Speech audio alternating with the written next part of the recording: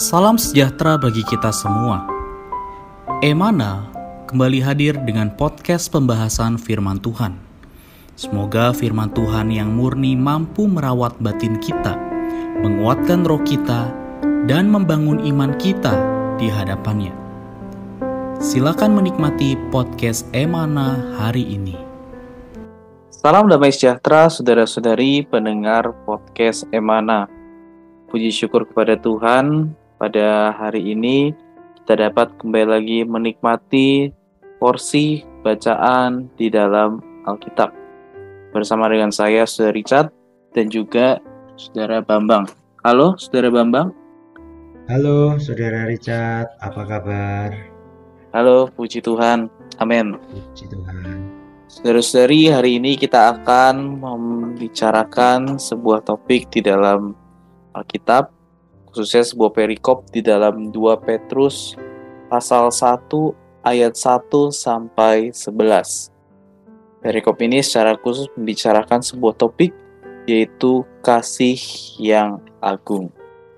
Topik ini didasari dari sebuah ayat, yaitu di dalam 2 Petrus pasal 1 ayat yang ke-7. Dan kepada kesalehan, kasih akan saudara-saudara, dan kepada kasih akan saudara-saudara, kasih akan semua orang. Di dalam ayat ini ada dua hal, yaitu ada kesalehan dan kasih. Bagaimana hubungan dari kedua hal ini? Ya, kita tidak bisa melewatkan ayat sebelumnya ya, Saudara Richard. Karena di ayat 7 ini diawali dengan kata dan. Nah, dan ini berarti menghubungkan ada sesuatu di belakangnya. Dan kita harus membaca, ya, terutama di ayat 5 dan 6. Ya, saya bacakan. Justru karena itu kamu harus dengan sungguh-sungguh berusaha menambahkan kepada imanmu kebajikan. Nah, satu kebajikan.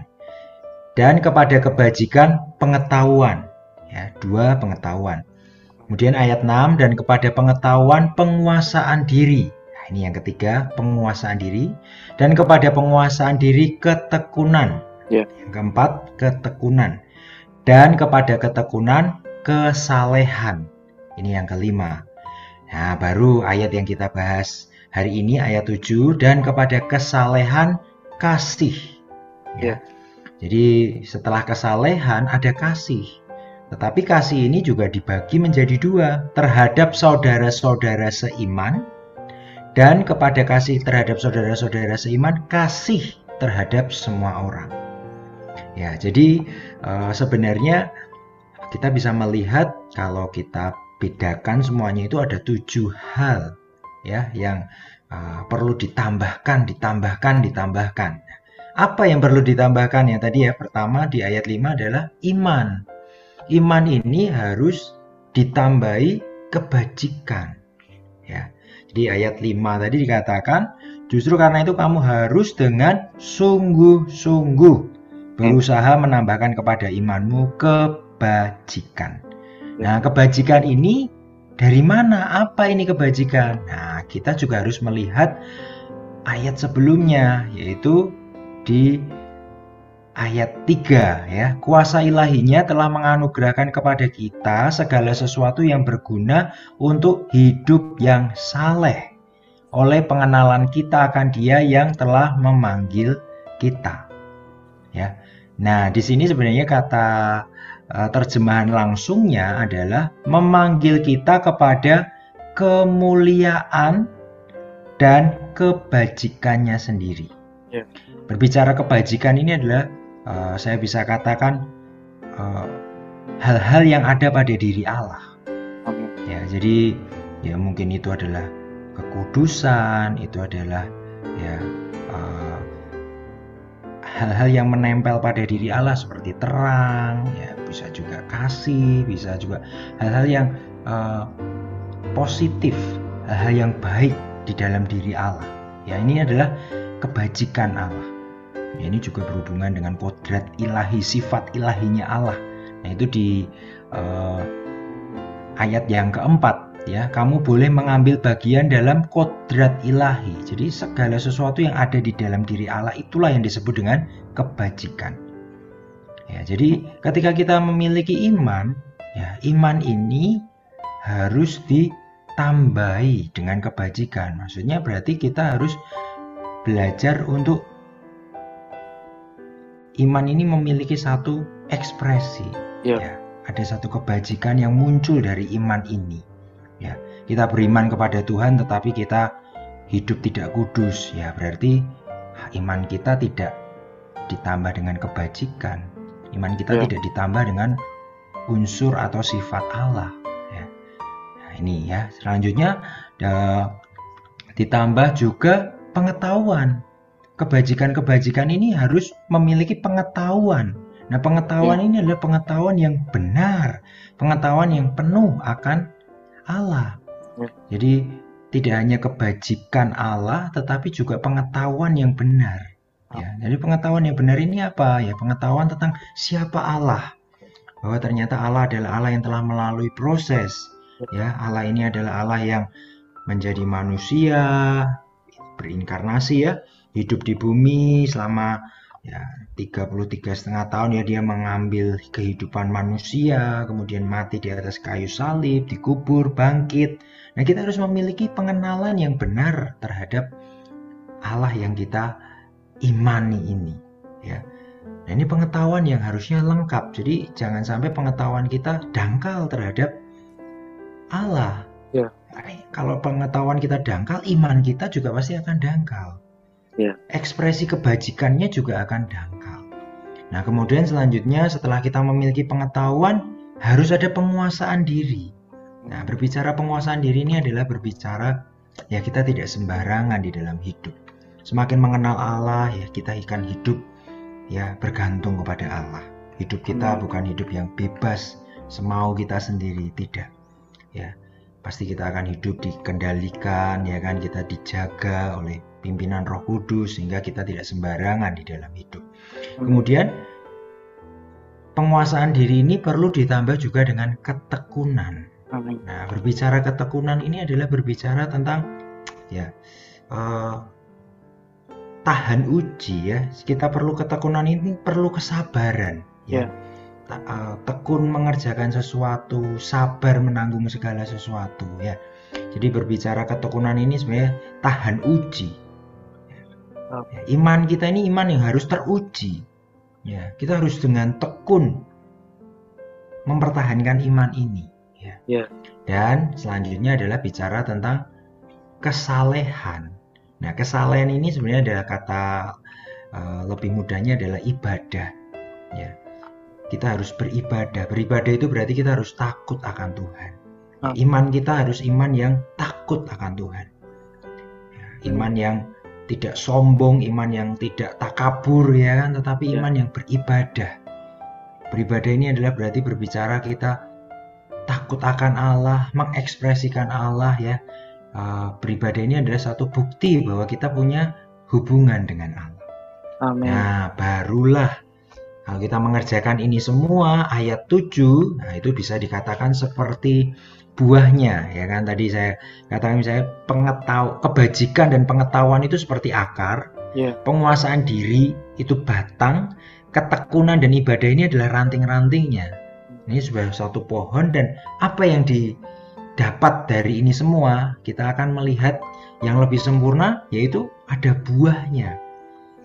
Buahnya adalah kasih ya.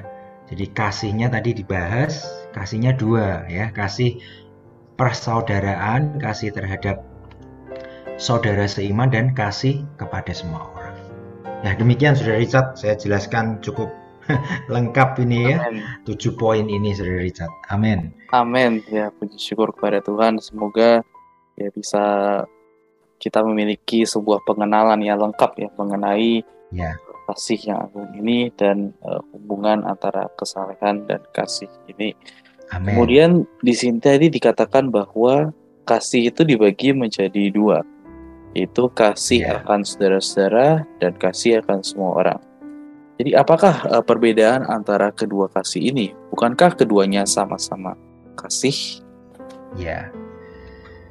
Betul, keduanya sama-sama kasih di dalam bahasa Indonesia sepertinya tidak ada perbedaan ya. Perbedaannya mungkin kasih kepada saudara seiman sama kasih untuk semua orang ya. Tetapi ternyata di dalam istilah Yunaninya berbeda.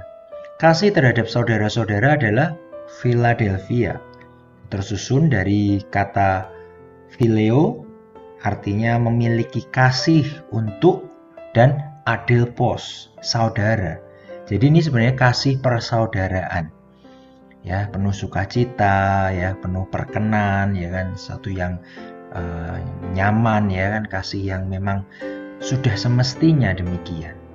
Nah, ini adalah sebenarnya ketika kita beribadah, ketika kita memiliki satu hubungan yang baik dengan Tuhan, ya, ini adalah pasti akan terekspresi berupa kasih ini, ya. Beribadah itu bagaimana sih? Kita pasti beribadah kan juga dengan saudara-saudara seiman.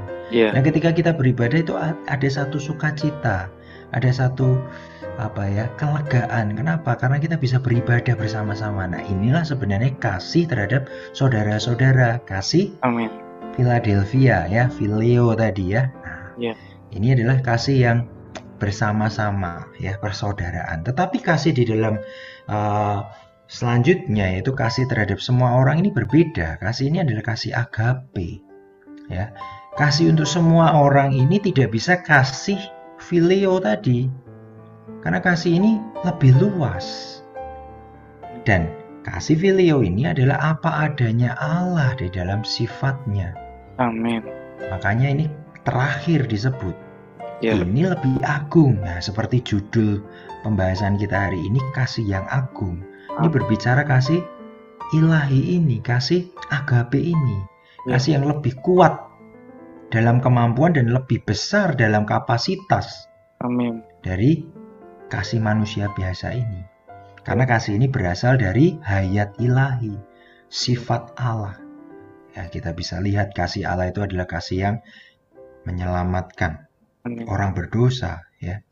Orang yang harusnya dihukum binasa, tetapi Tuhan memiliki kapasitas, kemampuan untuk mengasihi manusia yang demikian. Amin. Ya, ini perbedaannya, Saudara Richard. Amin. Puji Tuhan ya atas kasih terhadap saudara-saudara dan juga kasih akan semua orang. Ya, yang mana kasih akan semua orang ini kita dapat melihat ya bagaimana kasih ini adalah kasih ilahi. Ya, dan juga semoga dalam kehidupan kita sebagai orang Kristen kita dapat hidup berdasarkan kasih ini, ya, terus memperhidupkan kasih ini. Ya, mungkin supaya lebih jelas, apakah bisa dijelaskan bagaimana cara menerapkan kasih ini? Ya, baik, ini sangat aplikatif ya, Saudara Richard. Memang kita orang Kristen identik dengan kasih. Ya. Kalau orang Kristen itu tidak punya kasih, kok sepertinya tidak cocok disebut orang Kristen ya, gitu. Nah, tetapi kasih ini juga bukan hanya sekedar kasih ya, seperti ya udah kasih, bukan seperti itu. Ya. Ada satu ayat yang baik, yaitu di dalam Matius 5 ayat 45 ya, saya bacakan. Karena dengan demikianlah kamu menjadi anak-anak Bapamu yang di surga, yang menerbitkan matahari bagi orang yang jahat dan orang yang baik, menurunkan hujan bagi orang yang benar dan orang yang tidak benar. Ya. Bapa di surga, kalau di ayat ini dia memisahkan ya, menerbitkan matahari bagi orang yang jahat dan orang yang baik. Sepertinya sama. Tetapi Tuhan ini Tuhan yang memiliki daya pembeda. Amin. Kalau sama, mengapa disebut dibedakan orang jahat dan orang baik? Dianggap aja sama, menerbitkan matahari untuk semua orang. Bukankah di bawah kolong langit ini semuanya baik jahat, baik orang yang baik maupun orang yang jahat, semuanya dapat sinar matahari? Amin. Ya. Tetapi kasih Allah selalu memiliki pembeda. Ya, dia berhikmat. Ya, dia melakukan segala sesuatu dengan hikmat. Amin. Ya. Mungkin di daerah ini hujan, di daerah sana tidak hujan. Ya. Ini tidak berarti dia tidak mengasihi orang-orang di tempat itu ya. Yang di sini dia kasih hujan, yang sana dikasih hujan. Tuhan mengasihi, tetapi Tuhan mengasihinya memiliki daya pembeda. Dia tidak semuanya diberi hujan, semuanya dikasih matahari. Tidak, dia beda-bedakan. Saya yakin Tuhan kita Tuhan yang berhikmat. Kalau tidak berhikmat, ya apa gunanya kita berbuat baik, atau apa gunanya kita beribadah kalau toh sama hasilnya dengan orang yang tidak beribadah, dengan orang yang jahat. Jadi kasih ini selalu memiliki daya pembeda. Nah, ketika kita mengambil kasih Tuhan, pasti kasih ini juga bekerja di atas kita, memberi daya pembeda. Mana yang harus dikasihi dengan benar, mana yang tidak dikasihi. Pasti Tuhan akan punya daya pembeda bergerak di atas kita. Amin. Kemudian, kasih Tuhan itu adalah kasih yang konsisten. Ya. Kalau kita mengasihi orang dengan kasih ini, kasihnya pasti konsisten. Ya. Saya katakan tadi, daya pembeda itu bukan terus kita pilih kasih ya, bukan. Daya pembeda itu berdasarkan adalah pimpinan Tuhan. Nah, pimpinan Tuhan untuk mengasihi seseorang ini bukan kasih yang istilahnya apa, suam-suam kuku, bukan kasih yang cepat berlalu, tetapi kasih yang konsisten. Begitu Tuhan memimpin kita untuk mengasihi, ya. Nah, Dia juga akan memiliki kekuatan untuk menjaga konsistensi dari kasih ini. Ya.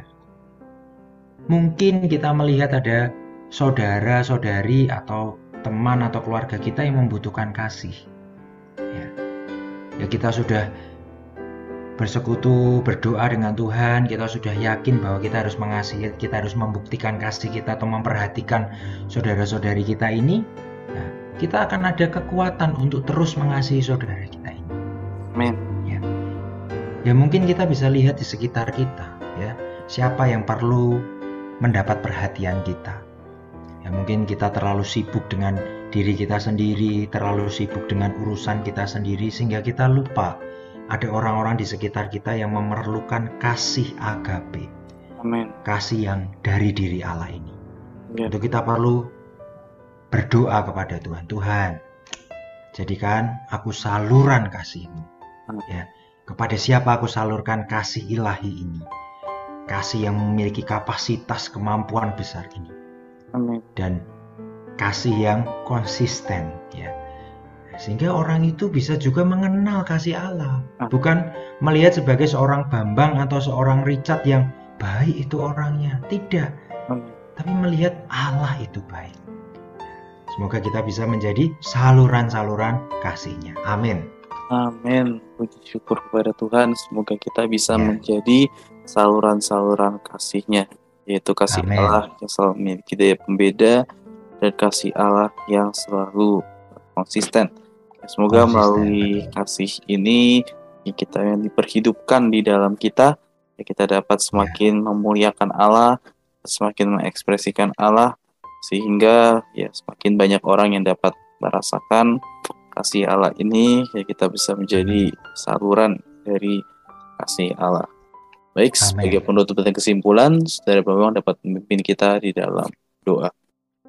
Amin. Baik, mari saudara-saudari yang terkasih di dalam Tuhan, pendengar podcast Emana, kita bersatu di dalam doa.